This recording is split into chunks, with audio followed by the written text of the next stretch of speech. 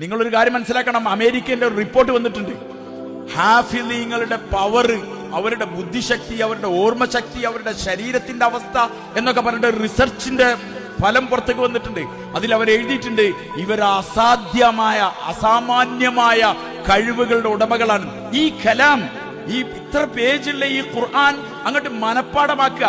ഒരു ദിവസം രാവിലെ സുബഹി കഴിഞ്ഞ് അല്ലെങ്കിൽ 4 മണിക്ക് തുടങ്ങിയിട്ട് മഗ്രിബിന് മുമ്പ് ഖുർആൻ പൂർണ്ണമായി ഉസ്താദിന്റെ മുന്നിൽ ഓതിക്കൊടുക്കാൻ മാത്രം കപ്പാസിറ്റി ഉള്ള മക്കളാണ് ഈ ഇരിക്കുന്നത്. ഇവരെ തലയെക്കെട്ടും ഇവരുടെ ജുബയും അല്ലെങ്കിൽ ഇവരുടെ ഖമീസും കണ്ടിട്ട് നിങ്ങൾ വിചാരിക്കണ്ട ഒന്നിനും പറ്റാത്തവരാണെന്ന്. ഇല്ല, ഇത് അള്ളാഹുവിന്റെ നിയോഗമാണ്. ഇന്നാ നഹ്നു നസ്സൽന ദിക്റ വ ഇന്നാ ലഹു ലഹാഫിളൂൻ. ഈ ഗ്രന്ഥത്തെ ഇറക്കിയത് നാമാണ്. ഈ ഗ്രന്ഥം കൊണ്ട് ഉദ്ദേശിക്കുന്നത് ഈ ദീനാണ്. ഇതിനെ സംരക്ഷിക്കേണ്ട ചുമതല അള്ളാന്റെ കയ്യിലാണ്. നമ്മളാരും ഇതിന് ബേജാറാവണ്ട.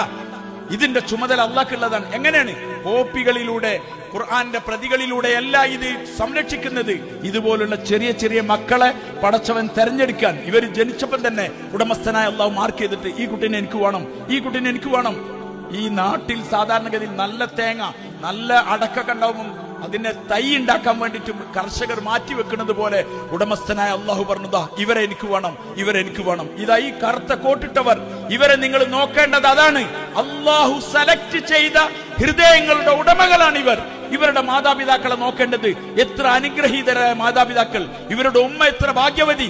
ഈ ഒരു മക്കൾക്ക് 9 മാസം ചില്ലറ ദിവസവും ഗർഭത്തിൽ ചുമന്ന് കൊണ്ടു നടക്കുകയും